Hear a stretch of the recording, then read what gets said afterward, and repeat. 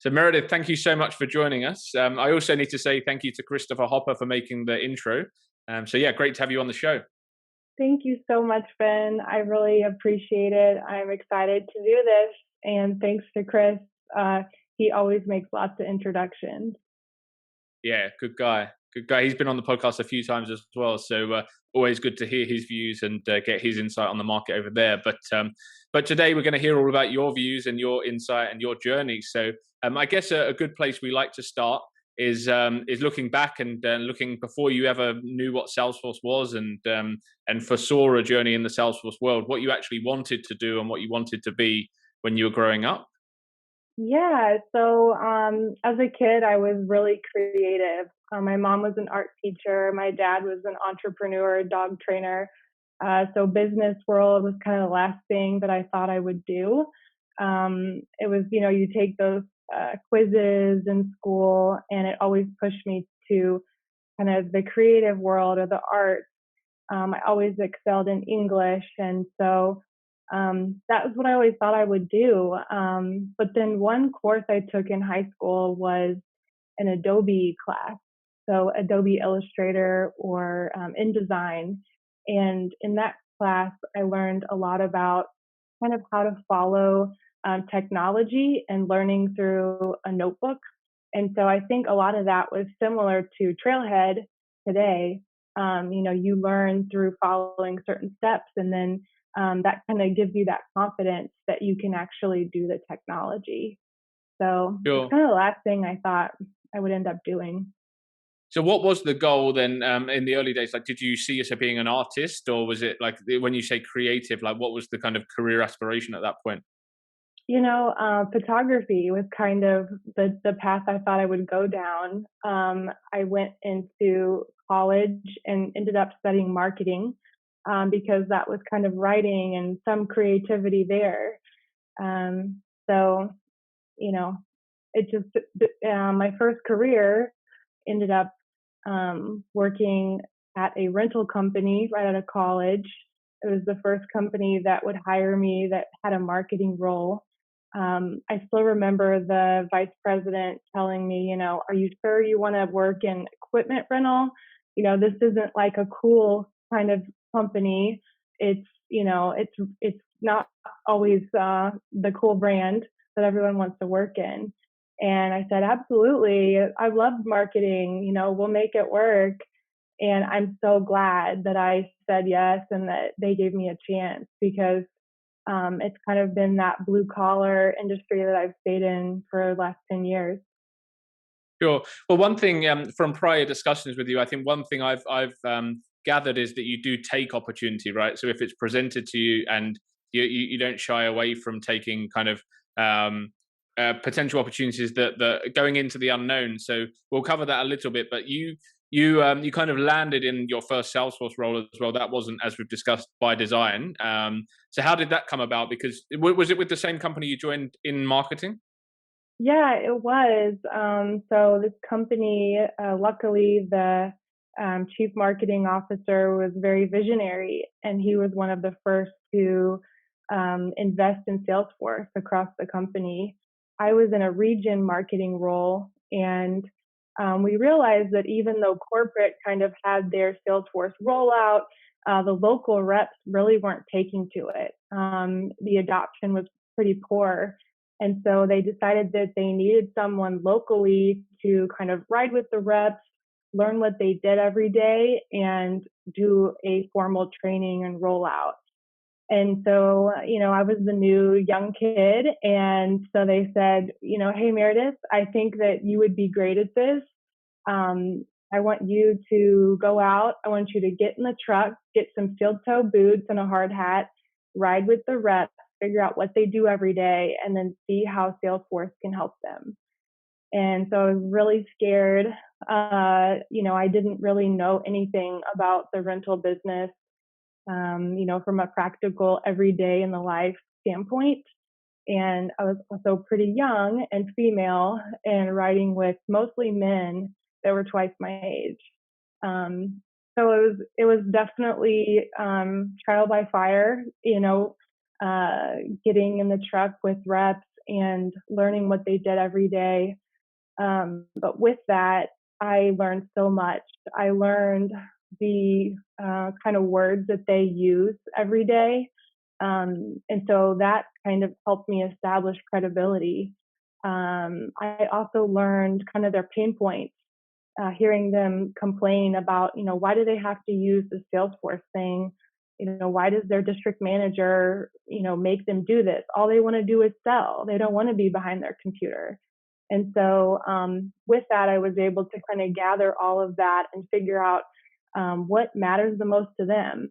And for them, it was, selling, making more money.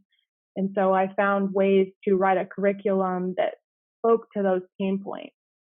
And then whenever I wrote my curriculum, luckily enough, I had support from leadership to travel and deliver that training face to face. And our region ended up having the highest adoption out of any of the other regions. And so that kind of launched me into my first official Salesforce admin position. So your first step into Salesforce was in a training capacity, and then from there it kind of rolled into being an administrator. Yeah, so it went from, training from an end user standpoint, learning how the technology works completely on the front end, so never worked in the setup menu, to going and working in a Salesforce admin title role. But really looking back at it, I was still very much in a support role. So answering end user cases, and then also doing kind of training documentation and rolling that out, every other week through a video format throughout the company. But that I can imagine was quite an intimidating step into the world. Like you said, female working with people double your age, predominantly male colleagues, in an environment you'd kind of never been in before. That's easily an environment that a lot of people would feel daunted by and potentially pull back from. So how did you approach that? Because that was, I guess, for you was half the battle of feeling comfortable to then be able to I guess add value and build trust with the business. So what was your approach to kind of being seen as someone that knew what they were talking about, when ultimately I guess at that point you probably didn't know much about what you were talking about from a Salesforce perspective? Yeah, for sure. I think I knew that these reps really weren't interested in Salesforce. So they didn't want to know the detail. And so I was able to kind of learn that detail, read through the documentation, training documentation that came from corporate, and kind of provide that subject matter expert role. I also, developed that credibility by actually listening to them. A lot of the training that I noticed from corporate was, this is how you do it. Click this button, click this button. When I took a different approach. Instead of just talking about just feeding them information, this is how we want you to do this. I actually listened to them, heard what they wanted out of the system, and I spoke to their pain points. So, kind of using two ears, one mouth. Uh, it's not just, this is how the technology works. It's actually understanding this is how your day is. What's your day in the life? And then this is how your technology can kind of supplement that. And I think whenever I took that approach, plus just building those personal relationships, luckily I had the support and time to do that. Um, those were both really beneficial in establishing that credibility and us being so successful. Sure. So let's talk about self-doubt for a moment, because I saw your post on LinkedIn where you spoke about like your advice to your younger self, and there are a few things in Mhm. there, that perhaps you'd have done differently, or you'd have taken a different view because of what you know now. So did you ever, through your career, have you ever doubted your ability to pick things up and to I guess execute and deliver what's expected of you in your role? Oh yeah, absolutely. I remember really early in my career, before I even stepped into the Salesforce role, I was asked to do VLOOKUPs in Excel, and I just didn't get the hang of it. And I had a pretty tough boss who wrote me up for it. And, I kind of looked at that as, well, I'm just not smart enough for this. But luckily, he supported me and provided a plan for me to take an Excel class. So, that was one instance. I also really doubted myself whenever it was time for me to move to Arizona and take that corporate job doing Salesforce support, knowing that I was the least experienced on the team. And I just knew that I kind of had that hunger to do something more. I spoke to, as a kid, I lived in the country. I never lived in the city, and I always had that dream of being a career woman. It's just always been something in my heart. And so that's always pushed me every next step. I remember whenever I walked into a role where I walked away from training and it was doing more configuration work. So, doing that configuration work, I always had this perception that Salesforce admins just kind of knew things and that they were just smart and that they just kind of knew things based on experience and actually facing that scenario in an org. And it took me a while to understand that admins a lot of times don't know a lot of things. They Google things, and so that was one thing that was kind of surprising to me, and I kind of caught on to that after a while. I also faced self doubt, even walking into my current role. Going in to be an independent consultant and being told, well, in this role, you're going to work for a company and be in a management role. I thought, who am I to be a manager? I never saw myself in that way. And so, but I think in some ways that's kind of I'm very humble. And so I think that's endearing to people. Uh, I don't overestimate myself. And so I think, thankfully the roles I take, they are challenging, but I try harder because I want to make sure that I can prove that I can do the job. Sure. You seem to have never really taken a step back, which is great. And I think like not a step back in your career, but a step back from a challenge. So I know that you moved from the vehicle rental space into banking, I did. which Yeah. couldn't be much different, right? So again, a lot of people kind of shy away from industries they don't know, or challenges that they might not feel that they can make.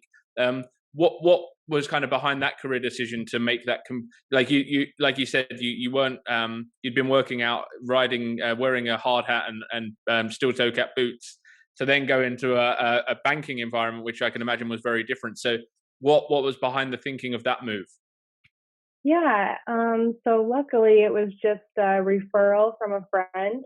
So I think, with every one of these changes, it's been, what do I trust? What do I know? And a lot of times it's that relationship. I know someone at the company, they say really great things about it. And so I think, if they love being there and it's worth me making that jump, because at least I know that one person there. And then at that point, I knew Salesforce. So I thought, I can apply my Salesforce knowledge at a new company. I can take that jump. One of the great things about being admin certified and going through those slow steps, because when I look back at my career, I think I made very slow steps. I went from training to support to basic admin and now going into kind of a consultant management role. Taking those slow steps, you're at a point where you can step into any Salesforce environment and you know the basics. So you know the lay of the land and how it works. And so that's what made me kind of jump to that new role. Yeah, that's interesting because we speak to a lot of people that are they're so keen to get the job title rather than taking the natural step, right? So had you gone from being a trainer into a senior admin role, then it would have probably been quite, especially if you'd have moved industries as well. But you took gradual steps that have enabled you to feel confident and comfortable, and then like a challenge like moving industry into a completely different environment doesn't seem like such a huge step. Yeah, I mean, it's not for everybody. Some people want to go really fast and they they do great, and I'm really happy for them. I think for me, I just really wanted to make sure that I had the foundation, and I'm so glad for me that I took that slow path, because I have compassion now for everyone who's in those other roles. So, I manage a team of support ladies and gentlemen. And so I have compassion for them. I know exactly the kind of challenges that they face, and I can coach them on those things. Especially, also working with our trainers, I understand that they're hearing the complaints from the end users, and so I can talk to them about those things. And, the configuration team, whenever I'm playing kind of a business analyst role at the current company as well as management, when I hand off requirements to that configuration team, I know how much work goes into building. And, if you don't get the right requirements, how that can totally change their solution and add hours to their day. And so I think that gives me empathy for the different people. Sure. So having now moved into a management role, how are you are you really focusing on not losing those skills of configuration as well, and staying on top of things like that, so that you can keep on top of being able to add value to that team when you are handing off a requirement, and knowing what they're capable of? Oh, absolutely. I mean, it's definitely one of my concerns. I have a mentor. His name's Terry Miller. He's Terry's Tidbits, and he's in the community. And I've talked to him about that. Just the concern with, hey, I'm playing this kind of business analyst slash management role. How do I make sure that I stay current? And his advice is, just always, you can be close enough to understand what was built. You're talking, you're having those conversations. And so for me and just my personal path, I realize that I'm happiest and I'm most engaged whenever I'm with the business, and I'm kind of thinking through what are those real requirements beyond just adding a field to the page. Um, and so to me, that's the best place to be. I just love um, both sides. I'm also continuing to pursue my certifications. So I want to continue to go down that path so I understand what the latest functionality is. And I also earn the respect of the configuration team. So, I'm not just gathering this pie in the sky, hey, can Salesforce do this? I'm actually mentally thinking through what the possible solutions are. And then when I hand those off, I say, hey, I'm kind of thinking this. What do you think? And they can kind of say, well, this is why I would do this. And I can follow what they're saying. Versus, I think if you were a BA with no Salesforce experience, it's just kind of going over your head and you're like, oh, I trust them to do that. Yeah. Yeah, it's interesting. I find the BA role intriguing, because you do get some BAs that don't want, like, that have no interest in learning how to do configuration. And to me, that sounds crazy, because like there's so many options out there, like Trailhead, right? Spend a few hours on Trailhead and you can pick up the basics. And it just seems short-sighted that people wouldn't want to know what the team that are building the requirements they're handing over are doing. Exactly. Yeah. I just think it makes you so much better if you understand, from all sides. Sure. So you mentioned something earlier which I found interesting, in that you thought admins knew everything, and then you realised, right, no one knows everything, and there's always going to be stuff that you don't know. Um, for people, because I think especially junior people feel that they have to show that they know everything, or they have to demonstrate that they know as much as they know, and therefore can sometimes struggle when they don't know something, and a user comes to them and asks the question. How do you get comfortable with not knowing it, and managing someone's expectations, and saying, like, this is how this is, you know I don't know the answer, but I'm going to come back to you, or like, how do you deal with that situation? So you're talking about with you're in front of an end user and they're kind of putting you on the spot. Yeah, yeah. Just I guess for people that maybe, because a lot of people, I think, if you look at an interview as well, if someone is asked a question in an interview and they don't know the answer, a lot of the time people aren't comfortable saying I don't know. A lot of Absolutely. the time, people in an interview try and give an answer and it's wrong, and it looks worse than if they just said, "Actually, I don't know, but here's the steps I'm going to take to find out." So, is that something you just found yourself you were quite comfortable being honest with users, or did you have to learn to kind of manage expectations and be honest and I guess genuine? I think when I look through my career, a lot of times it was early on, oh, well, let me ask the corporate Salesforce team, when I was in training. And then it was, oh, let me ask my senior admin, and then the conversation whenever I was a solo admin at the bank was, yeah, thank you. Let me look into this. And then I had another team that I could kind of talk to. And so now the conversation is, yeah, thank you so much for that. I'm glad that you let me know about that. Let me look into that and just kind of leave it at that. I think it's impossible in the Salesforce world to know everything.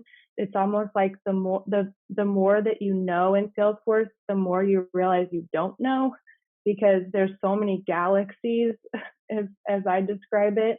When I walked into Salesforce initially, it was kind of sales and service cloud, and now there's all these different clouds. The good thing is that you kind of have this network within the Ohana that you can reach out to and ask questions. And usually there's someone who's really technical that's glad to share their knowledge, whether it's within your company or, virtually. So that's always been a great thing to have. Yeah. Yeah, I think people just need to accept and understand that no one knows everything and it's okay not to know. And yeah, I really wish people in an interview were more honest sometimes, because I think sometimes we'll have clients will interview a candidate and they don't know the answer, but they try and guess that, and then the client would have hired them if they were just honest and said, like, I've never worked with that before, but I'm going to go away and find out. So yeah, I think it's good for people like yourself to say sometimes you just don't know, because then more junior people also feel comfortable saying it. Absolutely. And, sometimes I will talk to the technical team and I'll just say, if they start talking more, I say, hey, I'm thinking this is more of a development conversation. This is more of a coding kind of thing. That's not really my expertise, and just being honest, like you say, that's always the best policy for sure. I think Definitely. another So thing is what are your selling points? I think for me, my selling point and what I think has made me good in my career hasn't been I'm the smartest, I'm the most technical. It's been kind of my soft skills. yeah, absolutely. So when you go into a new environment, what are some of the quick wins that you look for to like now that you do have you're not going back into that out on the road in the with your hard hat on, but you're in an environment where you are seen to be the expert and the SME. So how do you what do you look to do in a new environment to gain trust, or to get quick wins and show your value quickly? I think, initially it's figuring out how the organization is laid out. Who are the key players? There's usually technical people, there's people who are, maybe executives, people who have a lot of influence. A lot of it's just early on attending as many meetings as you can, talking to different people, just kind of being a sponge and unassuming, asking questions. Learning the language is really important. So there's a lot of acronyms in business at every industry, and so kind of keeping notes. And I think initially, kind of keeping these observations in the back of your head. And for me, in my current role, it was kind of creating a slide deck. I did a 30, 60, 90-day plan whenever I started this company. No one asked me to do it, but it was just I think it was within the first month I wrote this plan, and I said, this is what I think are the problems, and these are my solutions. And I went in there, and I presented this to my supervisor, his supervisor, and they really appreciated that I had a plan and solutions. They kind of laughed a little bit. They said, "I think you're a little bit too ambitious here." But they appreciated that I actually kind of saw things. similar to them. And going through and presenting this plan, it was me being humble. Again, it wasn't, I'm going to come here and fix all your problems. It was, hey, these are some of the things that I think I can help you with. Would you like me to address any of these? Yeah, I think that's amazing. I think just being proactive, I think, is key, right? And I think if you start a new role and you're just waiting to be told what to do and looking for waiting for tickets to come in or whatnot, then you're always on the back foot because you aren't able to make a real impact if all you're doing is solving a problem that comes to you. Whereas if you're proactive and you look for ways that things could be done better and are humble and you're not coming in and saying, look, I'm going to overhaul this whole thing in 3 weeks and what have you been doing for the last 5 years? This is awful. But just addressing some pain points that you've identified, it's just an amazing way to start a new role. Absolutely. Yeah. And I just think, yeah, absolutely. So what keeps you excited then about the Salesforce world, and what are you passionate about in the ecosystem right now? Oh man, so many things, so many things. I'm trying to think what I'm most passionate about. I think I'm so excited that Salesforce is always releasing new functionality. So, some of my friends that are working other industries, for accounting, for example, it's just kind of the same thing every day. And with Salesforce, it's always something new. I like the challenge of winning over people who don't really like technology, or they say they're not very technical, or they're not really understanding how Salesforce will solve their problems. Um, I also really love that Salesforce allows you to be a leader. You're impacting the business directly. It's not, hey, you are payroll, or, I mean, that's kind of a big deal too. But you actually get to be right in the middle of um, a lot of decisions. A lot of times you're talking to people who are executives at a company. And so that's just really exciting to me to be part of business and uh, kind of the future direction of where a company's going. Yeah, nice. So, in your view, is it better to stay within your comfort zone or push yourself outside of your comfort zone in this ecosystem? Oh, for sure. I mean, what else would I say? Like, always push yourself outside your comfort zone. I think a big thing, though, is knowing your strengths. So when I talk to kind of the people that are new to Salesforce that I supervise, I ask, well, what do you like? Do you kind of like the reporting? Do you like talking to the end users? Do you like support? What's your favorite thing? And a lot of times they really aren't sure, and so they kind of want to be that generalist. And so I think that's okay to do that for a while. But whenever you get further in your career, you kind of realize, like, what are your strengths. For me, it's not going to be building and troubleshooting a flow, for example. Where I'm happiest and where I really excel is playing more of that business analyst role or management strategic role, understanding what a company's problems are, and then trying to find solutions and translating that to the technical team. Yeah, nice. And for people, because there has been elements of doubt whether or not you early on in your career and when you've taken steps. And what's your message to other people that are maybe trying to find their feet in the Salesforce ecosystem and struggling, or not it's not moving as quickly as they would like in their progression?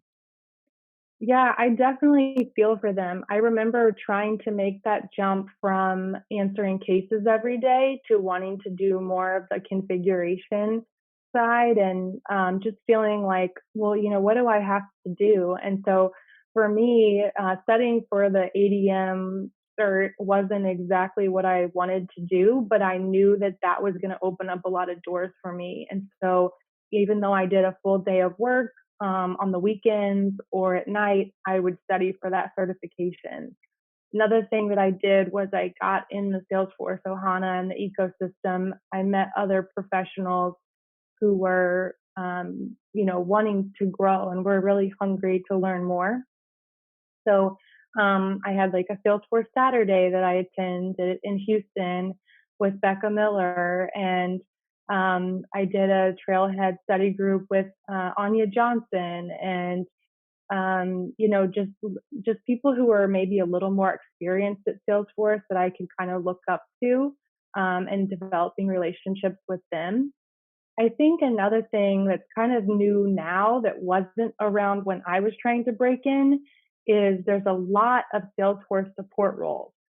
So the larger your company, you can only have so many people that do that configuration side. And that's great if that's what you want to do. But I think there's an untapped market for Salesforce support roles. And a lot of times companies aren't even requiring a certification to get in that role. So that's, answering cases, working with end users, training, working with the business, and those kind of roles are excellent because you learn directly by working with the users how they use that technology and you're training them. You're figuring out what their problem is. You're learning, okay, so tell me, what are you doing, when you start your day, in the middle of your day, at the end of your day?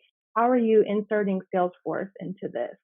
And I think those roles, I mean, I have a bias because that's how I started, but I think those are the best training grounds for being an awesome admin because you're not just going straight into I'm IT, this is how it works, I'm just going to build it this way. You can say, hey, is this realistic? Are people actually going to do this? And so I think I would really push for people to go try to find that kind of role. And then, of course, using your existing connections. So just talk to people. You'd be surprised how many people know a company. Salesforce is becoming more and more popular. Oh, yeah, I don't have any Salesforce roles, but I'll talk to my friends. I say, oh, yeah, I know a guy who works for a sales company. Let me find out if he has a suggestion. So just using that network. And then, if your current company uses Salesforce, just go the extra mile, show up on time, think ahead, think if you work for someone, think, oh, what do we need to do next week? Why don't I take notes after this meeting and distribute to everybody? Just those little extra things that I think will make you stand out. And again, just socializing within your company that you're looking for a Salesforce role. I think all of those things go a long way. Yeah, especially on the point about people that are already working for a company where they have Salesforce, because typically, if you know the business, then you're halfway there. Like if you understand the acronyms and the terminology, and because picking up the technology is actually, with all of the available tools now, it's easier to do that than sometimes it is to get your head around the industry and understanding who the players are in that space and things like that. So showing your passion is half the battle in getting an opportunity within the same company you're in and making that move. Absolutely. So if people want to reach out and pick your brains or ask any advice, where's the best place to find you? I think LinkedIn, just look me up. So it's Meradith Stretz, and I'll be glad to connect there. Perfect. Well, thank you so much. I've really enjoyed the chat, and thanks again to Chris for connecting us. And all the best with the new business, the new venture, and the new role, and stepping into to future challenges. Thank you, Ben.